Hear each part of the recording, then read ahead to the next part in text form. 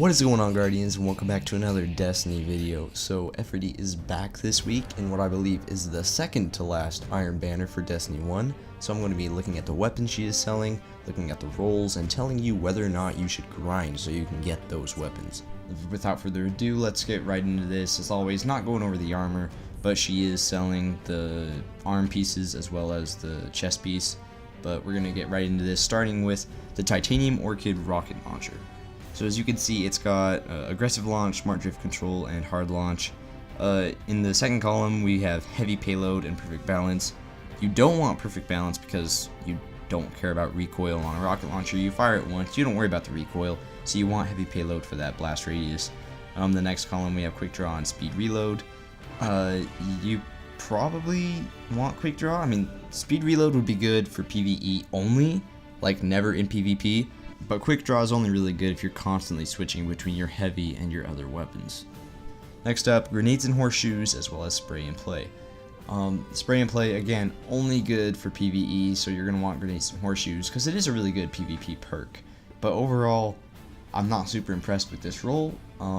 It is a good PvE role, I guess, if you put on that increased reload speed and then spray and play, because then you can just be DPSing the crud out of bosses and stuff. But I mean, really the only good combination I can think of is grenades and horseshoes and heavy payload for this rocket launcher. In other words, it's okay. You know, it's a decent role just because of that grenades and horseshoes. You'll do alright with it, but I wouldn't necessarily grind for this. And if you're going to grind up to rank 4 anyway, you'll probably get a good rocket launcher just from the grind. So that is the rank 4 rocket launcher. Again, I'm not super impressed with it, but we still have to go over the sidearm. So with the sidearm, the blinding blaze, we got a good combination of the Iron Lordly sights, the Iron Warrior sights, and the Iron Vigor sights. We've got fitted stock for good weapon stability and injection mold. Obviously you want fitted stock because injection mold also takes away from your range. So get fitted stock just for that increased stability when you're just burning the clip.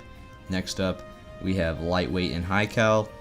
I personally think lightweight is kind of underrated, and I kind of like the perk, but a lot of people don't, so you would probably want to go with high cal. Even though it was nerfed, you'll still be able to be flinching enemies just a little more, or go with lightweight if you're like me and you kind of like just being a little quicker and having more agility. Next up, Hot Swap and Zen Moment. These are both really good perks. You know, Hot Swap is great if you're good at just keeping your primary out until you need to use the sidearm. You pull it out and you have a period of great bonus accuracy.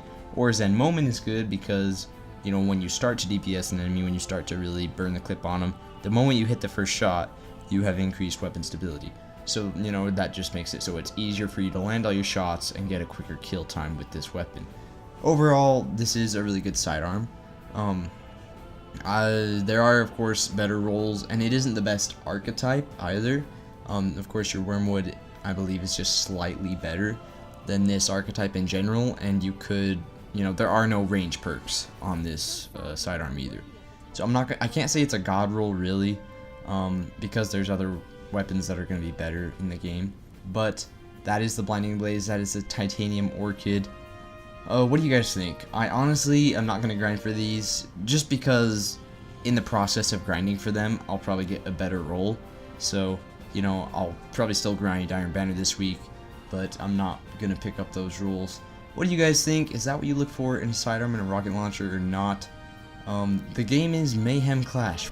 I'm not sure if a lot of teams like that. I do know that some teams totally hate it because you'll go against stacked teams of bubbles or stacked teams of golden guns, and those really do destroy in Mayhem Clash.